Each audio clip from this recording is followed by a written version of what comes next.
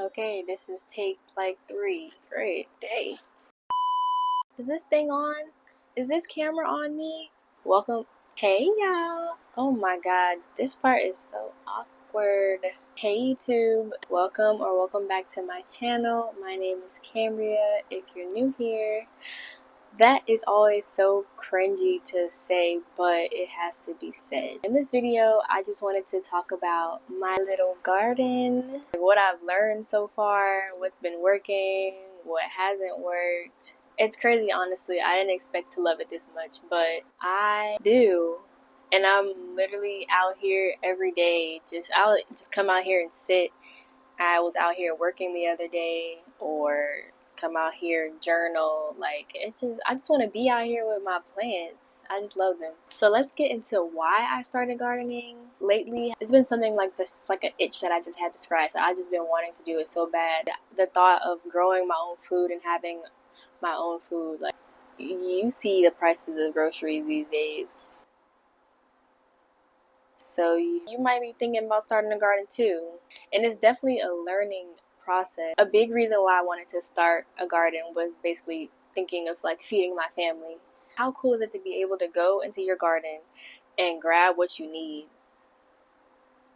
That is a dream. So I'm excited for that. I already have bell peppers that's forming. I'm just like, when I first saw my bell peppers like growing, I could have cried. I was just so happy. Another reason, more of like a hobby.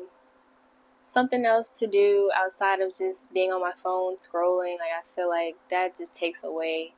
I'm like, I could use that time for so much other things, and why not start a garden? So that's another reason. It brings me so much peace just being out here with my little plants. Like, I'm glad I started. And if you're thinking about starting a garden, you should. Regardless of where you are, how much space you have, like, you can do it. I've seen videos of people growing gardens like in their homes. Just find you a little space, wherever makes sense, and make it work. So let's get into some of my wins so far. My bell pepper plant, she is thriving. Oh my goodness. Where's she at? Let's bring her out. Look at this baby. Look at her. I got 2 bell peppers right here. She's just growing. She's way bigger than when I first got her. I do see some pests on here that I need to take care of.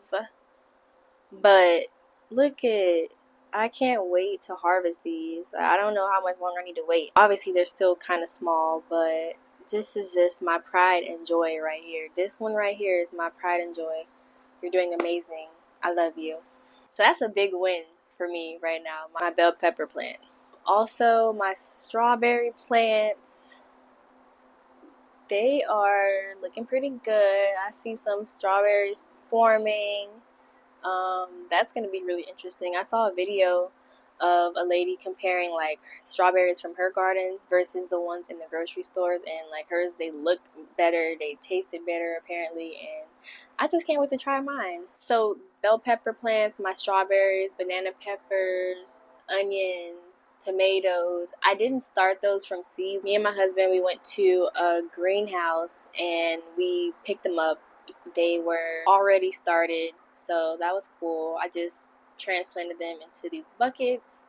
But what I did start from seeds I did a couple variations of like the marigolds, because those are supposedly like pest deterrents.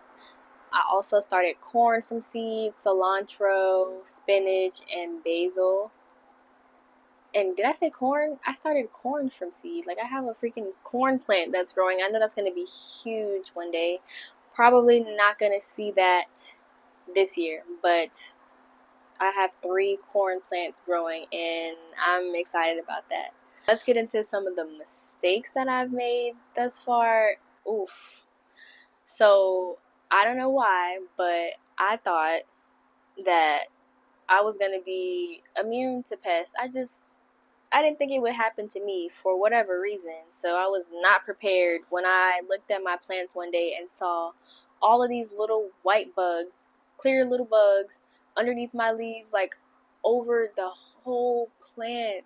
I was like, what So I'm doing my Googling, my TikToking, and trying to figure out what to do. They're called aphids, my newest enemies. And I saw a lot of stuff saying to mix soap and water. Make a soap and water mixture. So that's what I did. And what did I do? I put way too much soap and I sprayed them all over my leaves like crazy. And I also did it during the time when they said not to do it, like during the hottest time of the day and the sun is on the plant. So that acted as like a magnifying glass. The soap on the leaves was like a magnifying glass for the sun, and it just burnt all my leaves. So I think I did more damage to my plants than the aphids did. So there's that. 2 of my bell pepper plants are naked. It's all my fault. That's why I say this is a learning process. So I'm learning. I made a different type of pest control spray with a more gentle soap and way less amount of soap. But yeah, 2 of my bell pepper plants they look very sad. They don't have any leaves. I had to cut off all the leaves. They look like just a stem. It's just a stem. But luckily, the leaves are starting to come back. He has some baby leaves showing up. So ChatGPT said that they should recover with some TLC. So I'm working on that. So for now, my pest control consists of 1 teaspoon of the Dr. Bronner's soap, I think like 24 ounces of water, and then 1 teaspoon of vegetable oil.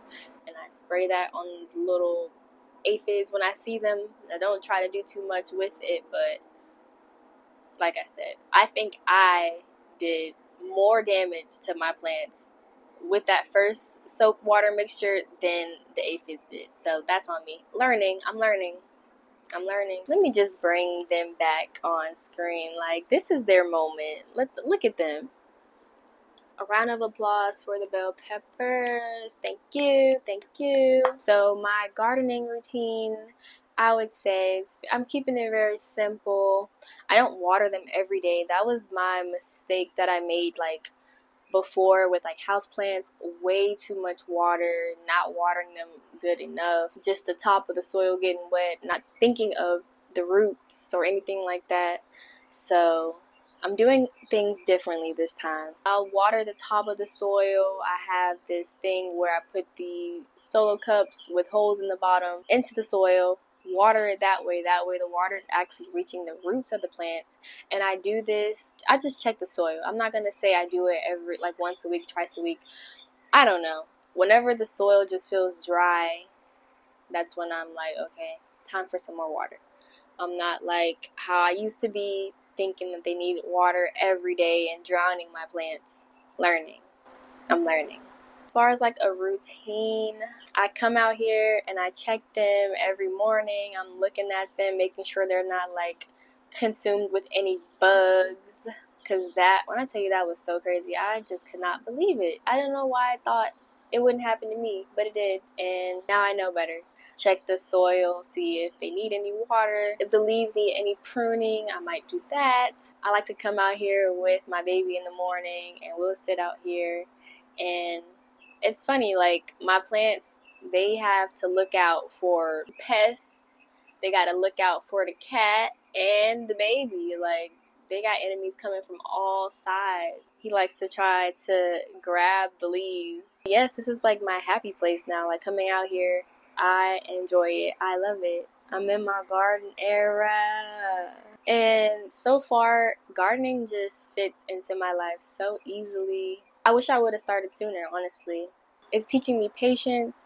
Just seeing the growth every day, I just think that's so amazing. And then the fact that you can just start basically anything you buy from the grocery store, you can just put it in water or put some seeds from it in the dirt and it's gonna grow again. I think that is so amazing. I've done that with spring onions I have in the house sitting in water. I learned that for thyme. So I have some thyme in there sitting in the water that I want to eventually plant. And I saved some potatoes that are having the roots growing out of them. So that's something I want to also plant. Gardening is awesome, and I think everybody should be doing it.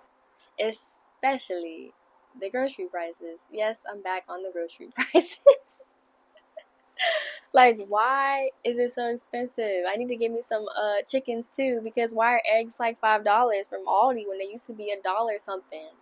I digress. So let's get into my future plans. Once we move into our house and I have a bigger space, best believe I am having more plants. We're gonna have everything. Fruits, veggies, herbs, flowers. Like, I just want it all.